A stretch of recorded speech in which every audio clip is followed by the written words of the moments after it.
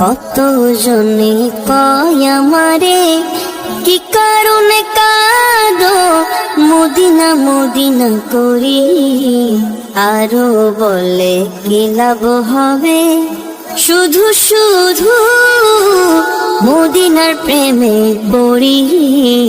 না জানিলে জানো না, না শুনিলে শোনো না, মদিনা ইমানের বাড়ি।